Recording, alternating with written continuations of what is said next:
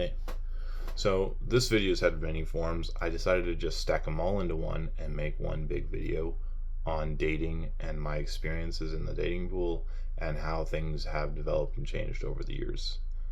Um, to be clear about something, I was not always physically attractive in terms of I had bad hygiene. I was severely unfit and I was extremely generic in uniqueness, compliments, etc. I will talk about 4 different points, and each one is going to lead into the next until we get to the final one. The first one that I'm going to talk about is nice guy syndrome. The next one that I'm going to talk about is how to correctly compliment a woman without being a creep. As you can see, those two are related, yeah. The next one that I'm going to talk about is how female traits complement masculine traits. I don't care what your gender is, those two things are complementary. And a lot of media is not making that clear. And the last one that I want to talk about is having realistic standards and how to be a safe man. So, the first one, nice guy syndrome. There's a lot of media on the internet right now that talks about how nice guys finish last. I'm going to talk about why, and I'm going to talk about how to fix it. And I'm going to also talk about what men get wrong about nice guy syndrome. So we're going to start with that point because that's the thing that has men so confused today, and so much media online is just the worst. Nice guys are one-dimensional. You're nice. Congratulations. You're like every other person on the planet, except there's only one side to you.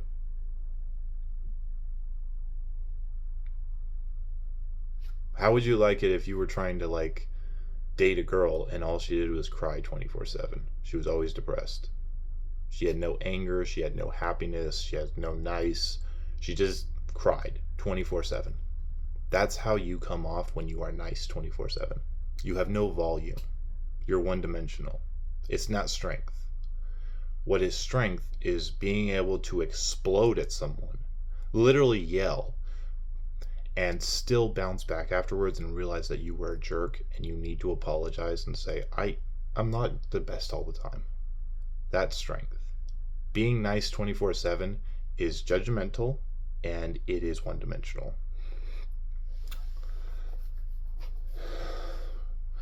So what is it that nice guys do that makes nice guy a bad thing? They keep a tally. That's what it is. And I can tell you as an INFJ, this is something that I recognize fundamentally. INFJs go through a portion of their life where they remake themselves. And to do this, they have to recognize everything bad inside themselves, tear it down, and replace it with something else. Nice guys keep a tally. And then when they don't get the same back, they get mad. They get very, they get under the surface vindictive and aggressive. But here's the thing, here's the kicker that a lot of men don't realize. Women know when you're doing this. Trust me when I say women are much more emotionally tuned than most men are. They know exactly when you are counting the tally, and they will actively withhold the result that you want because they want to see what you do. And when you get this, I'm not going to say anything, I'm not going to stand up for myself, I'm just going to tally this away and think about how bad you are to me. They know. And they're judging you fundamentally. Yeah. The number one thing about moving away from being a nice guy is one very simple thing. Stop being one-dimensional. Girls are not plastic. They're not glass. You can yell at them. You can. As long as you can do it with constructive criticism and you can apologize after. You can show that yelling at them was not the goal. It's just that life is hard, and being nice all the time is hard. And sometimes you have to feel safe, and you have to explode. You would be amazed by how many women are looking for a partner that is multifaceted. It's not about being perfect. It's about being a whole person, a whole father, a whole husband, a whole partner. Not a nice person.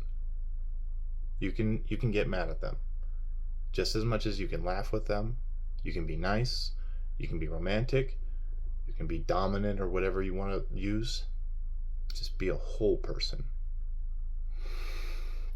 So we're going to go into the next topic, and that is complimenting a woman without being bad. This is very closely linked to nice guy syndrome. Because to compliment a woman, and I spoke about this in my masculinity video, to compliment a woman, you need confidence. The reason why is once you put the compliment out, she is going to hear it, she is going to react, and then everything you do from that point forward, she will remember. Every single thing. There is something that INFJs do, and I am 100% someone who does it, and that is we don't use pickup lines at all. We go straight up to the girl and we say, hey, I want to get a cup of coffee. You want to come along? You're really cool. That's literally it. And you might be thinking in your head, maybe it's because he's tall or whatever. No. What the girl watches is when she reacts, she clocks how I react. When I met my duo, I asked her out. The two of us were doing an activity together, and then afterwards I asked her out. I said, give me your number.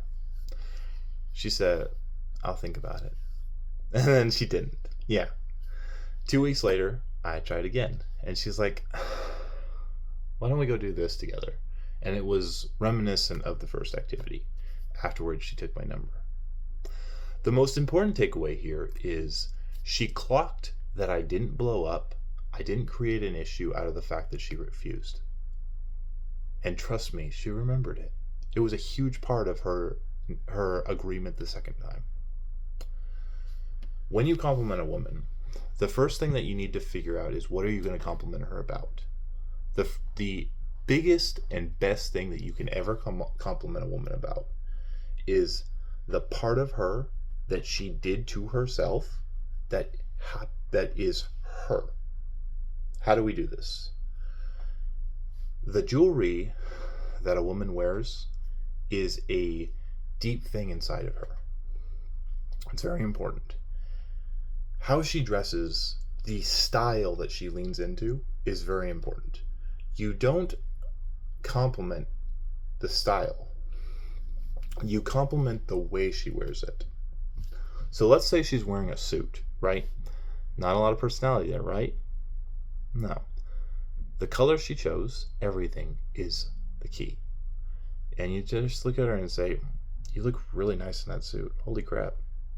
And then walk away. Don't expect a return. Don't expect her to like it. If she says something nice back, smile, make a conversation. But don't go in assuming that you're going to win. Don't go in assuming you're going to get anything back. Because she's going to remember your reaction. She's going to remember everything you said and did. She's going to remember every muscle twitch, everything. Girls are immensely emotionally tuned.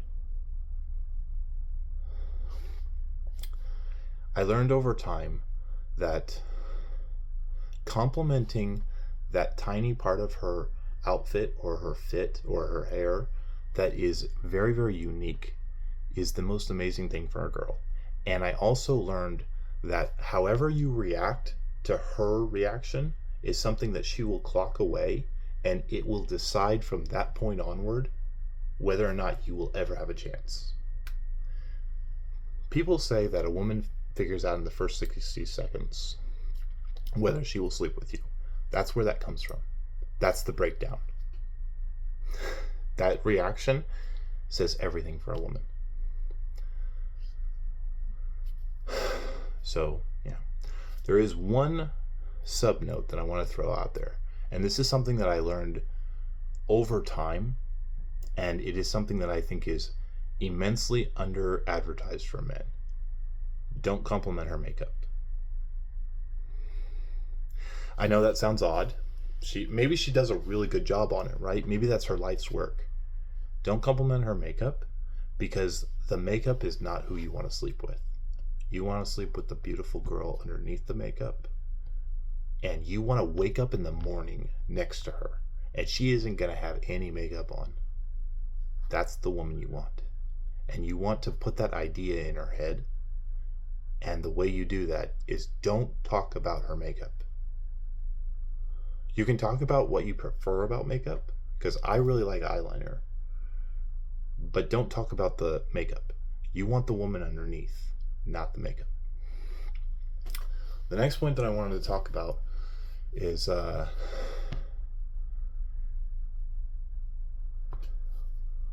let's talk about having realistic standards and being a safe man. As an INFJ, we do something that absolutely poisons relationships. We hold our partner to a unimaginably unrealistic idealism. Yeah, and then we turn into the nice guy syndrome. And we start tallying how bad she's messing up, how much she isn't doing. I learned a long time ago that this is something that I do. And I began to fix it. And the way I began to fix it was I began to understand how people are faulty, how we mess up, how screwed up we really are, and how insecure people are on a day-to-day basis. And then I began to understand this is just part of human nature, and it's never going to change. Because what's happening is you are growing day to day. And whether you grow backwards or forwards is all dependent on the person you end up with. Being a safe man is someone who accepts her for who she is while pushing her to become a better person. How do we do this? In the beginning, I talked about nice guy syndrome. Don't be nice all the time, because she's just as messed up as you are, but in a different direction. Sometimes the two of you need to grow together, and that respect that builds from the fights and how you both fight well and how you both come out of it well is incredible. That's what you're looking for. That's it. Grow together. Don't go into a relationship expecting perfection. The dumbest thing that I ever heard online, and it is so broadly put out there by freaking psychologists of all people, is find someone who is already secure, someone who's already fixed. No. You know why? Because they don't exist. If you think that you are secure, 99% of the time, you're delusional. That's it. When you approach life from the direction of healing and growth, you are wise. If you approach the life from the direction of, I can fix everyone, I got all the answers, I'm secure, I'm the solution, you're probably a fool. There is an old idiom, or whatever you call it, that says a wise man knows nothing and a fool knows everything. If you're going into love thinking that you're the solution and you're going to fix them, you're the fool.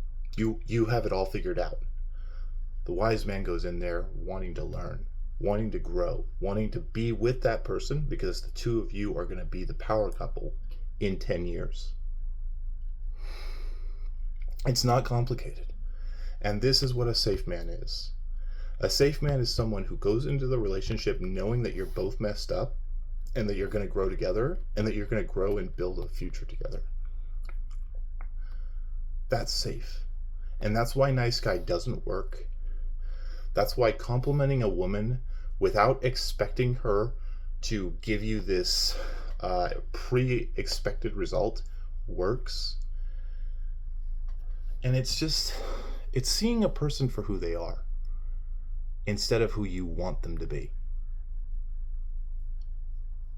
If you've ever wondered why you're alone, if you've ever wondered why you can't get someone to listen to you, or why you can't get someone to relate to you, or why you can't find someone, It's because of these things. These are building blocks of how to go from being a nice guy to being a safe man.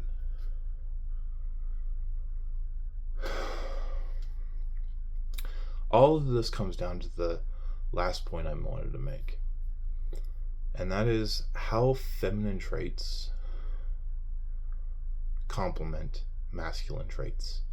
I don't care what your gender is. I don't care what part of life you come from. Feminine traits are chaotic, erratic, and irrational. I don't care if that's politically incorrect. Masculine traits are very, very logical. We're very, very constructive. In my opinion, the reason why masculine works well with feminine is because feminine brings the chaotic energy and masculine brings the structure. Together, her chaotic energy powers his engine. The number one complaint that I have heard from men is that, number one, what's it all for? Number two, when my wife was gone, the life and color drained out of my life. With women, the number one thing I hear from women is one single phrase: it's all too much. Why? Because when you are an empath, it doesn't matter whether you're male or female, when you are an empath and that emotion just keeps piling in, it does not matter how much you've got the world figured out. It doesn't matter how smart you are. It doesn't matter how much of a brilliant scientist you are. When that emotions keeps flowing in, it's a fuck ton. And eventually all that logic, all that structure is going to crumble. But you can actually transfer that energy to someone else if the other person is not the same thing. If the other person is structure, but they're lacking passion, lacking energy, you can dump that energy into them and they will take it and they will turn it into something positive, something powerful, something passionate. And you're just going to be like, thank you. Oh my God. And your approval and your happiness that comes from watching this partner grow from taking your passion, your belief, literally makes all that chaotic passion inside you begin to level out, begin to smooth. And you're like, I want to give you some more. I like that. And he's just like, yes, please. And as you believe in him more and more, he will become more and more productive. This is why you have to come into a relationship believing that you are going to grow. This is why being a nice guy does not work. And this is why learning to compliment her safely ends with safe man, relationship, and success. It's a journey, one that we all have to take. The biggest lesson that I ever learned, and people may disagree with me, and that's fine, we're all narcissists when we're kids. That was a hard lesson for me to learn because it was something that I had to come to terms with inside myself. When we're born, we are pro us. We're the best thing on the planet. Over time, our experiences, our upbringing, and our friends and our peers and our teachers and stuff begin to shape that. Whatever ends up happening, you're gonna have to let go of the fact that you're amazing. And that will be a turning point for you. Because becoming an us rather than a me is the inevitable conclusion of understanding that you're not the greatest thing on the planet. People say all the time that narcissists are everywhere. They have no idea. They're literally everywhere. It's just that many, many of us have worked on ourselves. We have looked inside and said, I'm a jerk. I need to understand that. So that's been my journey. How I went from being a narcissist jerk to just kind of opening up and realizing that I did want someone, and I needed to work on relationships. Have a wonderful day, and take care, please.